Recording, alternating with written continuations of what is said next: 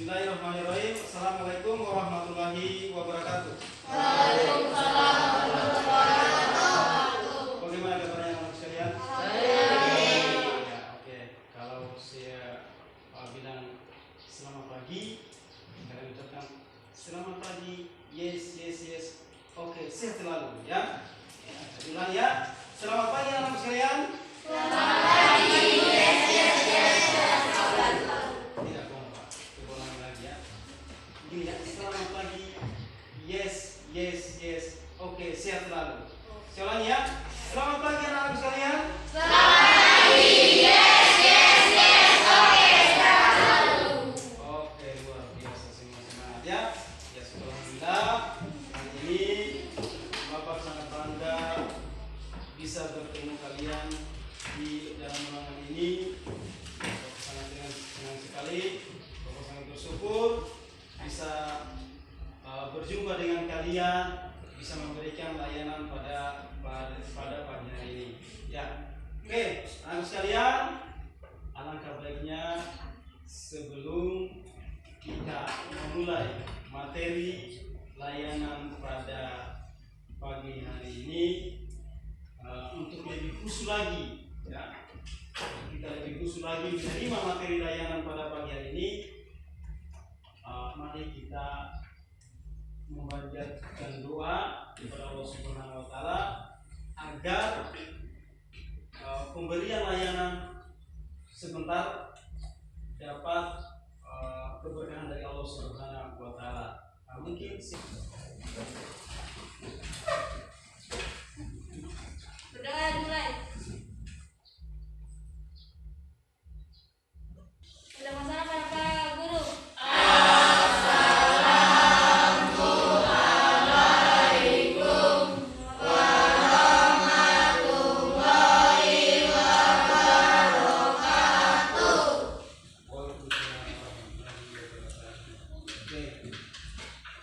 sebelum kita lanjut ke materi selanjutnya, Bapak ingin tanya dulu siapa yang tidak hadir hari ini? Ada yang hadir hari ini? Ada yang tidak hadir hari ini? Pada Guru di Oh, tidak saja. Oke. liburan. Ya, oke. Liburannya, ya. Ya, sebelum kita masuk materi kita, Bapak akan mau kasih dulu yang namanya ice breaking. Ya, coba perhatikan gambar berikut ini ya.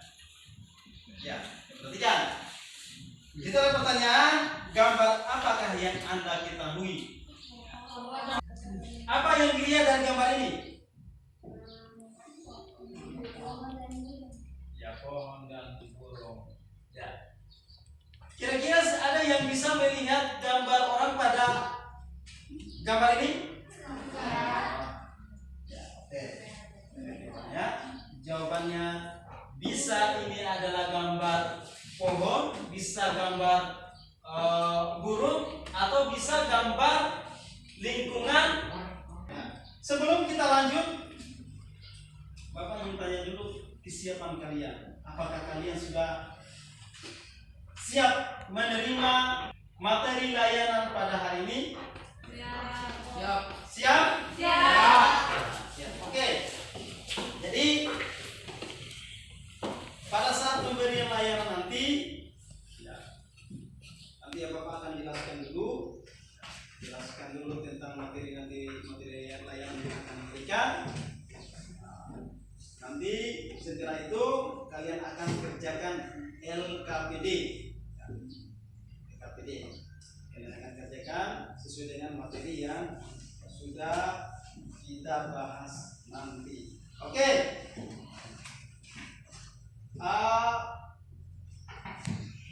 Ya. Tahu kesepakatannya apa? Belum ya. Jadi kesepakatannya itu begini ya. Ketika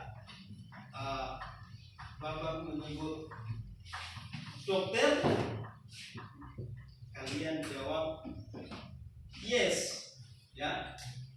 Nah, coba ulangi ya. Dokter. Yes. Nah, kalau Bapak bilang pilot, kalian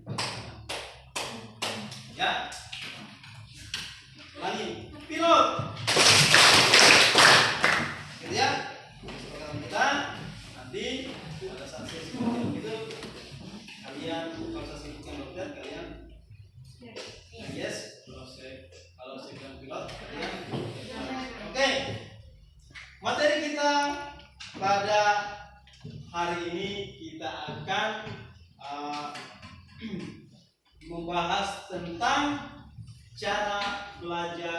sekolah baru. Ya. Agar peserta didik dapat membandingkan cara belajar yang efektif di sekolah baru. Tujuan khusus yang kedua, agar peserta didik dapat membiasakan cara belajar yang efektif di sekolah yang baru. Dan tujuan khusus yang ketiga adalah peserta didik dapat beradaptasi dengan cara belajar sekolah yang baru. Sampai di sini sudah ada yang punya gambaran? Pahami? Ya. Oke. Kita lanjut ya. Perhatikan ya. Jadi anak-anak sekalian, kalian di sini adalah siswa baru di SMP. Tadinya kalian di mana? SD. Kalian berada di SD. Ya, sekarang kalian berada di SMP. Tentu kalian berada di lingkungan sekolah yang baru. Lingkungan sekolah baru. Siapa yang mau ingin dapat juara di sekolah ini? Coba angkat tangan. Siapa yang ingin? Ya. Semua yang ingin dapat juara ya, pasti ingin dapat juara ya. Ya. Tentu semua ingin mendapat juara. Yang jadi pertanyaan, apakah untuk mendapat juara di sekolah ini, apakah kalian bisa meraihnya dengan mudah? Tentu jawabannya tidak ya.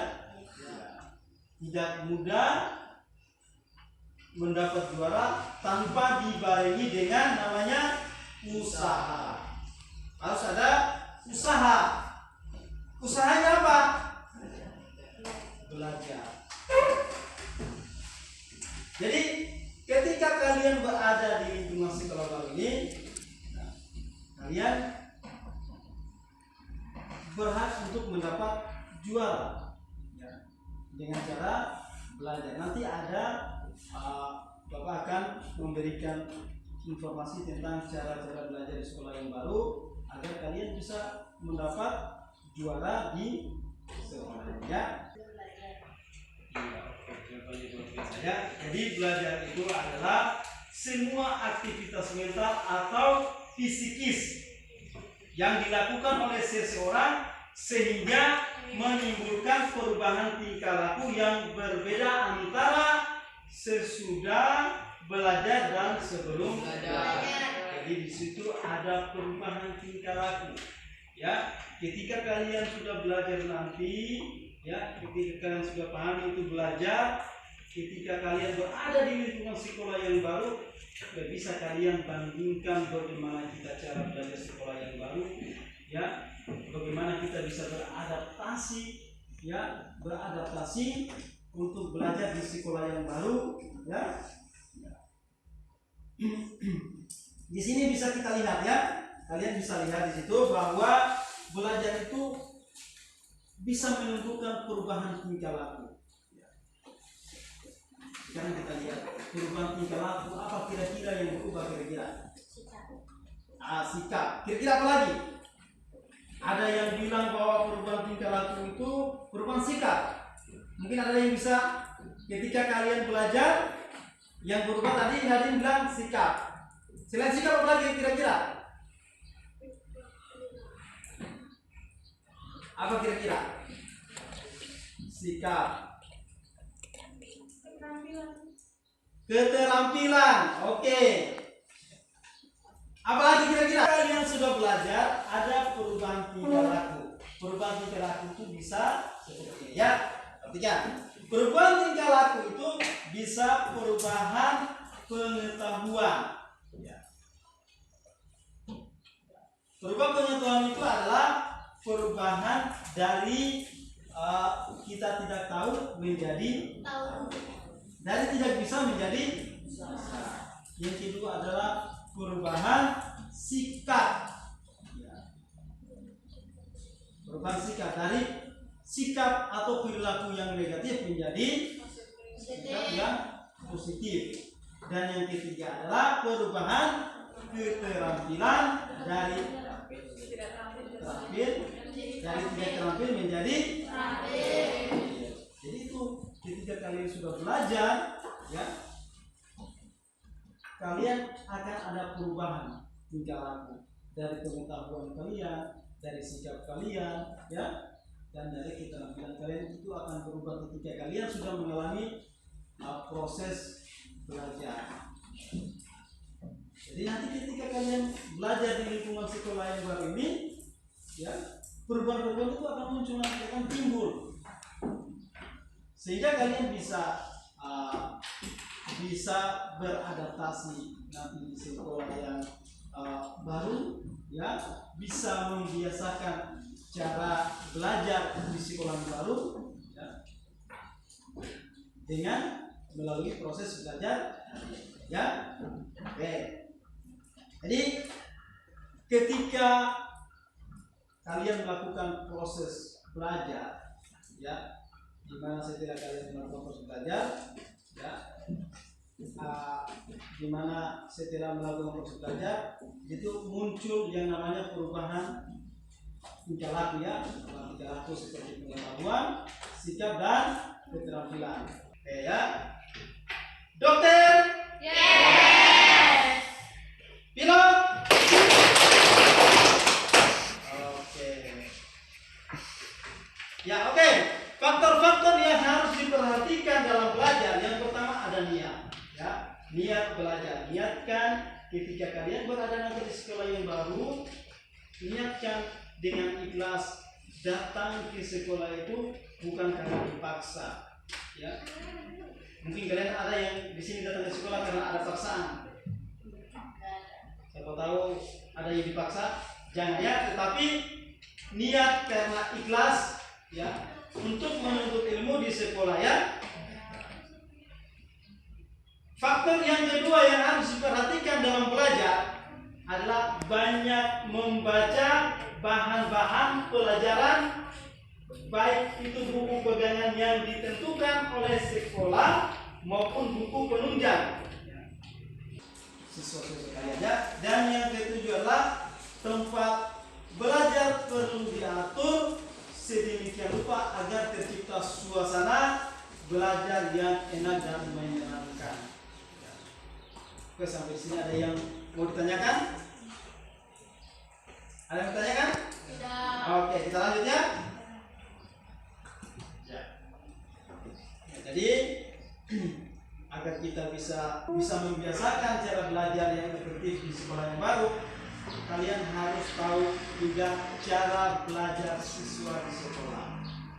Harus paham dulu cara belajar, bagaimana sih cara belajar siswa di sekolah itu.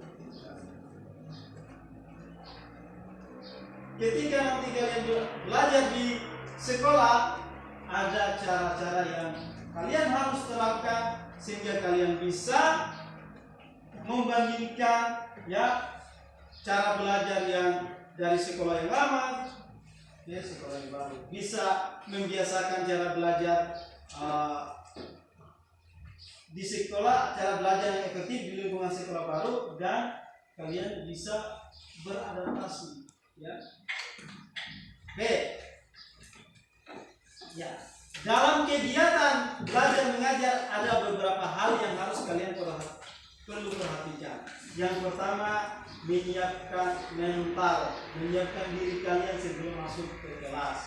Ya, jadi ketika kalian berada di sekolah nanti, siapkan mental kalian. Yang kedua, ya, agar kita bisa melaksanakan kegiatan belajar di sekolah, yang perlu diperhatikan lagi adalah biasakan berdoa, ya. Jangan lupa berdoa, meminta kepada Allah, ya, supaya diberikan ilmu yang bermanfaat. Ya. Makanya jangan lupa materi yang dibawakan oleh Bapak dan Ibu guru di kelas kalian rangkum.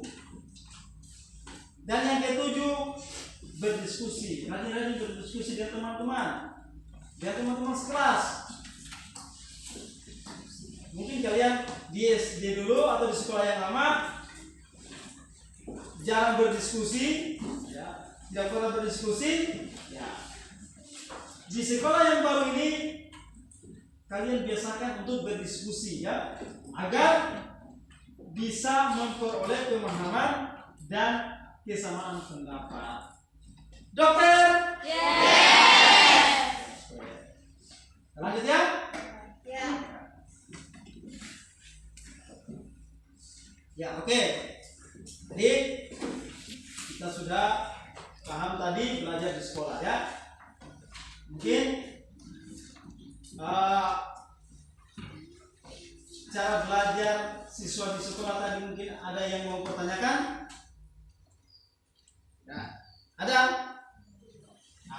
Oke, kita lanjut ya. Oke, kita lanjut belajar mandiri ya. Jadi belajar mandiri itu adalah suatu proses belajar yang dilakukan oleh siswa sendiri untuk membahas materi pelajaran yang dilakukan pada waktu jam-jam kosong ya. Jadi ketika tidak ada jam pelajaran di kelas atau tidak ada guru yang masuk pada saat itu, kalian isi dengan kegiatan sendiri, belajar sendiri. Ambil buku pelajarannya, ambil bukunya dibaca ya. Gunakan waktu-waktu kosong. Itu namanya belajar mandiri ya. Jadi ketika tidak ada guru yang masuk, contoh mungkin pelajaran apa kira-kira ya, pelajaran bahasa Indonesia, gurunya mungkin tidak sempat masuk karena ada halangan. Kalian buka buku bahasa Indonesia-nya, baru baca buku bahasa Indonesia-nya ya, dibaca. Kalau dibaca, buat rangkuman, merangkum sendiri tanpa harus menunggu perintah dari gurunya. Atau kalau tidak ada latihan-latihannya, dikerjakan latihan-latihan tersebut ya. Ya. Oke. Jadi belajar memahami belajar di sekolah yang baru sudah, belajar mandiri sudah. Sekarang kita akan masuk belajar ke kelompok. Jadi di lingkungan sekolah yang baru itu kalian akan temukan yang namanya cara belajar kelompok, supaya kalian bisa beradaptasi ya, bisa membiasakan cara belajar efektif di sekolah yang baru itu. Kalian biasakan juga belajar kelompok. Apa itu belajar kelompok?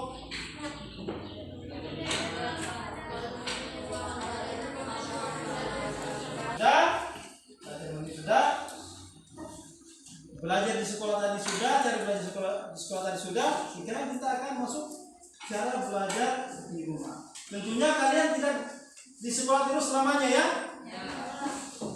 Juga pulang juga ke rumah. Kira-kira apa yang harus dilakukan setelah kita selesai belajar di sekolah? Tadi cara belajar di sekolah kita sudah laksanakan. Sekarang kita akan mengetahui bagaimana cara belajar di rumah. Oke. Oke. Ya, jadi ada cara-cara belajar yang baik ketika kita berada di rumah ya. Yang pertama, ketika pulang dari sekolah, ketika sudah sampai di rumah, kalian atur waktu belajarnya di rumah. Diatur waktunya ya, ada waktu bermain, ada waktu belajar, dan ada waktu istirahat. Itu diatur ya, supaya gampang, supaya enak belajarnya. Kan kalau belajar terus, bosan tidak? Kalau belajar terus bosan nggak? Bosannya? Makanya diatur waktu jam untuk belajar berapa jam, waktu untuk istirahat berapa jam, waktu untuk bermain berapa jam. Jangan waktu main ketika di rumah, waktu mainnya terus dilakukan, atau belajar terus. Itu kalau bosan ya. Yang kedua, ketika kalian sudah di rumah, ulang-ulang pelajarannya yang dari sekolah atau dihafal, supaya kalian bisa ketika belajar di sekolah yang baru bisa terbiasa. Oh, ternyata belajar di sekolah yang baru itu kita harus banyak menghafal, mengulang pelajaran, supaya kalian bisa berprestasi nanti ya. Bisa berprestasi, bisa mendapat juara.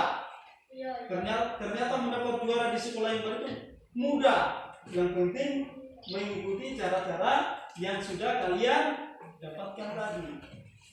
Yang ketiga, membuat ringkasan. Sampai di rumah buat lagi ringkasan materi pelajaran yang didapat di sekolah, diringkas sampai di rumah. Dan yang keempat, membaca dengan baik. Sering-sering baca bukunya. Ambil buku sebelum tidur, dibaca bukunya. Yang kelima, mengerjakan latihan-latihan atau pekerjaan di lingkungan sekolah yang baru. Bapak akan membagikan LKPD, ya. Ini Bapak akan bagikan, kalian diskusikan ya. Diskusikan, kalian buat kelompok. Satu kelompok itu terdiri dari 4 orang. Diskusinya selesai. Mungkin di antara kelompok yang sudah berdiskusi ada yang siap untuk memaparkan atau mempresentasikan hasil diskusinya. Ya, oke. Kelompok 5. Silakan. Dokter? Yes. Pilot? Oke. Terima kasih. Kami dari kelompok 5 akan membacakan hasil diskusi kelompok kami.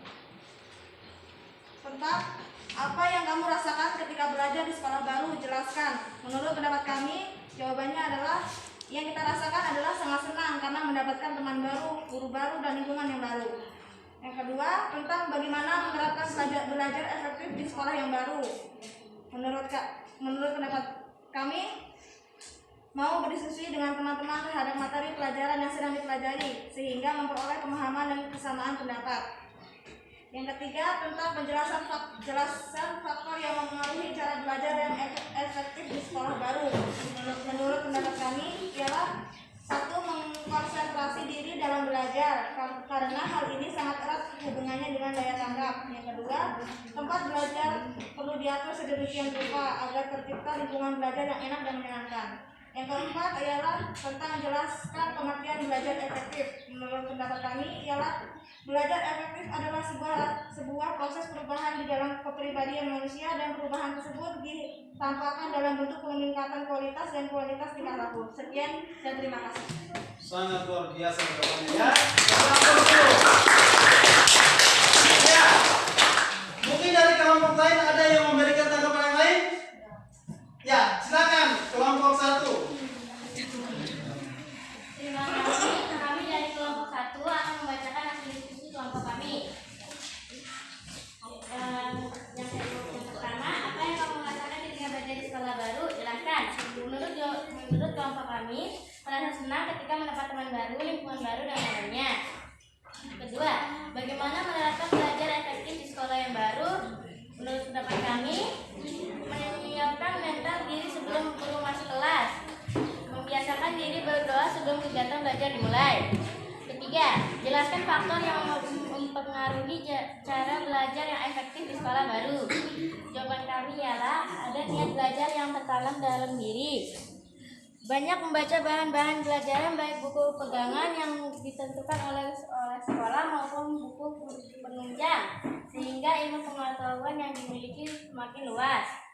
Keempat, jelaskan pengertian belajar efektif. Menurut kami, belajar adalah sebuah aktivitas mental atau psikis yang dilakukan oleh seorang sehingga menimbulkan perubahan tingkah laku yang berbeda antara sesudah belajar dan sebelum belajar. Terima kasih. Oke, kita beri tepuk tangan. Mungkin ada lagi yang memberikan tanggapan? Ada lagi kelompok lain? Ya, silakan kelompok 4.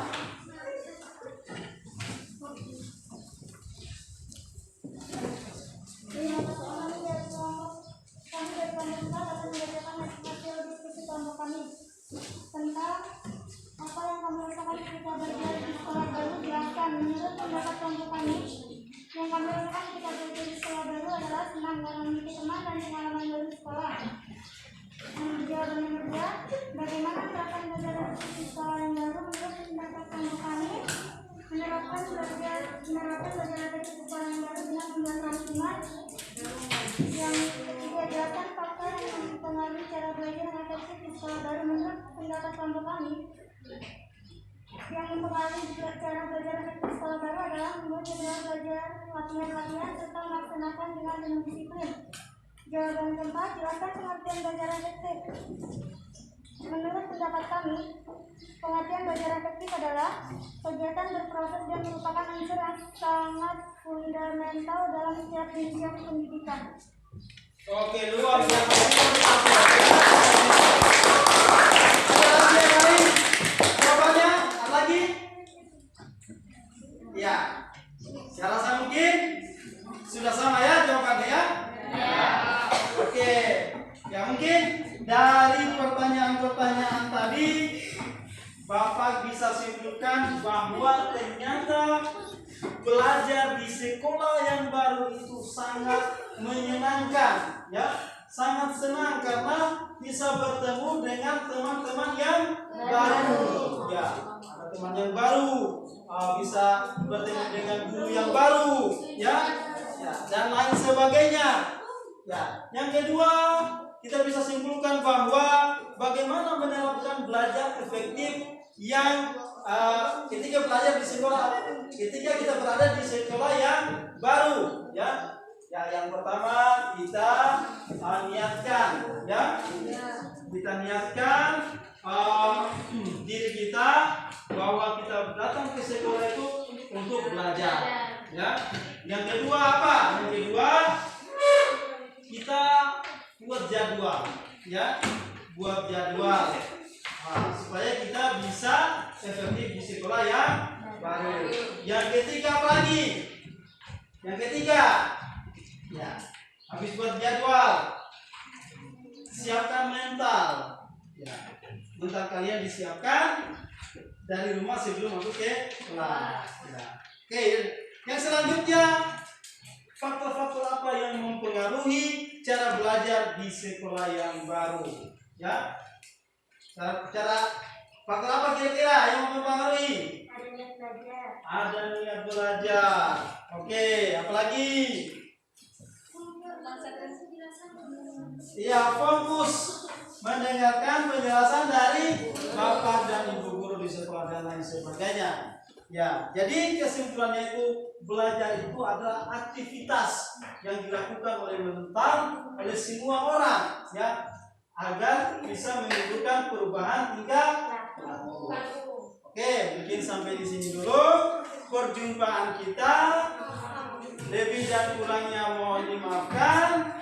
Kita akhiri. Wassalamualaikum warahmatullahi wabarakatuh. Oke, sebelum kita buka LKPD-nya, setiap kelompok dikumpulkan sama Pak Guru. Hasil diskusinya tadi dikumpulkan ya. Ya, oke.